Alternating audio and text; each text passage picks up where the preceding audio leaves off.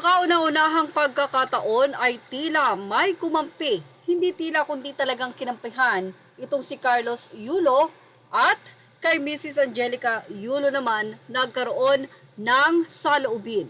Mula kay Raquel Montesa, ang celebrity na si Raquel Montesa. Ayon sa kanya, wala kang kwentang tao kasi nanay mo pa rin yun. Kahit siya na ang pinakamasamang tao sa mundo, nanay mo pa rin yun. Bigyan mo siya ng respeto. Pero say naman niya kay Mrs. Angelica Yulo, bilang ina, huwag mong sinisiraan ang anak mo, kawawa naman dahil sa social media, kung mga netizen ngayon direct to the point na manlait. Yan ang naging pahayag ni Raquel Montesa. Kung nagpahayag siya ng saloobin bilang isang magulang sa anak, nagbigay rin naman siya ng anak bilang sa magulang. At muli ngang naihiran tulad kay Julius Manalo na hinanap daw ang ina habang ito namang si Carlos Yulo ay iniwan ng ina. Lunod na lunod sa pag-ibig itong si Carlos Yulo sa kanyang girlfriend na si Chloe San Jose. At dahil nga sa lunod sa pag-ibig, kahit ang kanyang mga magulang ay kanya nang kinalimutan. Say pa nga ng isang quote sa reality, habang ikaw ay abala sa sarili mo ng buhay, may magulang ka namang naghihintay sa isang tahanan na dati nilang binuo para sa iyo.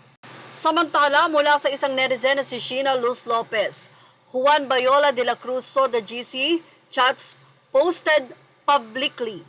The reaction of the mothers is normal. Kaloy is a good man. First timer. Magka-birthday pa naman kami February. Kaso may kahinaan siya na di niya alam and he took the bait. Being a good child but being prone to manipulation.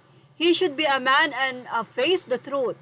Parents and family are the core of our life.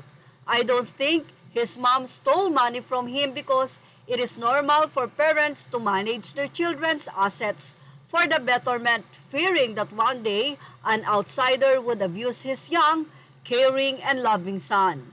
He is well loved by his parents, just blinded with a person's influence. He should listen to his inner compassion. Ang magulang, hindi habang buhay andyan yan.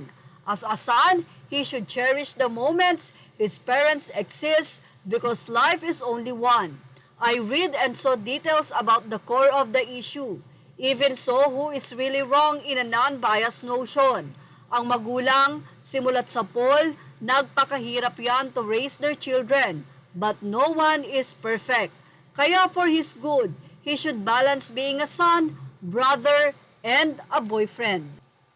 Hindi nga maikakaila na may pantapat na ngayon kay Carlos Yulo, walang iba kundi si Julius Manalo, kung saan ang paghihirap ng buhay at pagkawala ng kanyang ina sa loob ng 31 years ay hindi naging dahilan upang mamuhi siya sa nagbigay at nagdala sa kanyang sinapupunan ng 9 na buwan. Yan ang ating showbiz update. Thank you for watching. Images are all credit to the rightful owners.